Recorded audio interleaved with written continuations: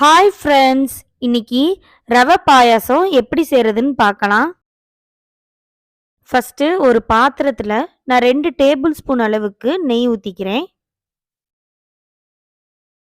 நெய் உருகுனதும் ஒரு 15 போல முந்திரி பருப்பை சேர்த்துக்கிறேன். முந்திரி பருப்பு பொன்னிறமாகிற வரைக்கும் வறுத்து எடுத்துக்கணும். இப்ப பாருங்க, முந்திரி பருப்பு லைட்டா செவந்திருக்கு. இந்த மாதிரிக்கு பொன்னிறமானதும் நம்ம எடுத்துடலாம். இப்ப இந்த முந்திரி பருப்பை ஒரு தட்டுல மாத்தி வச்சுக்கோங்க. அடுத்து அதே நெய்யில ஒரு 15 போல கிஸ்மிஸ் பழத்தை போட்டு வறுத்துக்கலாம்.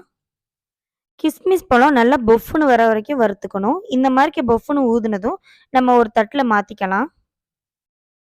அடுத்து அதே நெய்யில 1/4 கப் ரவையை வறுத்துக்கலாம். ரவையை வறுக்கும்போது அடுப்பை வந்து சிம்ல வச்சுக்கோங்க. 3 நிமிஷத்துக்கு ரவையை மிதமான தீயில வச்சே வறுத்துக்கோங்க.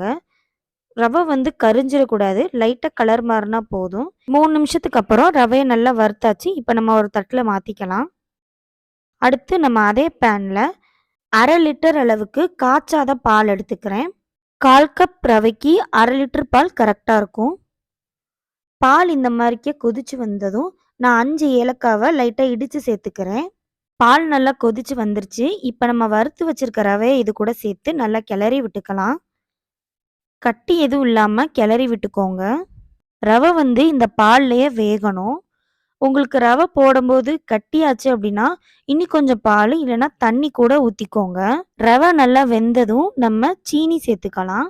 நான் 1/4 கப் அளவுக்கு ரவை சேர்த்துருந்தேன். அதுக்கு 1/4 கப் அளவுக்கே சீனி சேர்த்துக்கிறேன். உங்களுக்கு இனிப்பு கொஞ்சம் கூட தேவைப்பட்டுச்சு அப்படின்னா இன்னொரு 1/4 கப் கூட சேர்த்துக்கலாம். ஆனால் 1/4 கப் சீனியே கரெக்டாக இருக்கும். சீனி போட்டு நல்லா கிளறி விட்டுக்கோங்க. சீனி நல்லா உருகுனதும் 1 ஸ்பூன் அளவுக்கு நெய் சேர்த்து நல்லா மிக்ஸ் பண்ணி விட்டுக்கிறேன். இந்த பாயாசம் நல்ல நெய் மணக்க இருந்தால் ரொம்ப டேஸ்ட்டாகவும் இருக்கும், நல்ல மணமாகவும் இருக்கும். அதுக்காண்டி தான் இப்போ நான் நெய் சேர்த்துக்கிறேன். இப்போது ரவை பாயாசம் நல்லா ரெடி ஆயிடுச்சு ஃப்ரெண்ட்ஸ். கடைசியாக நம்ம வறுத்து வச்சுருந்த முந்திரி பருப்பு கிஸ்மிஸ் பழத்தை போட்டு நல்லா மிக்ஸ் பண்ணி விட்டுக்கலாம். அவ்வளோதான் ஃப்ரெண்ட்ஸ், ரவை பாயாசம் ரெடி ஆயிடுச்சு. இது செய்யறதுக்கே 15 மினிட்ஸ் தான் ஃப்ரெண்ட்ஸ் ஆச்சு.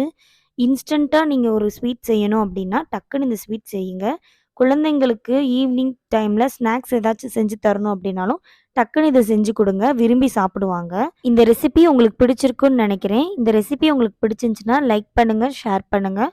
எங்கள் சேனல் பிடிச்சிருந்துச்சுன்னா சப்போர்ட் பண்ணி சப்ஸ்கிரைப் பண்ணுங்கள். உங்களை நான் நெக்ஸ்ட் வீடியோவில் சந்திக்கிறேன் ஃப்ரெண்ட்ஸ். நன்றி, வணக்கம்.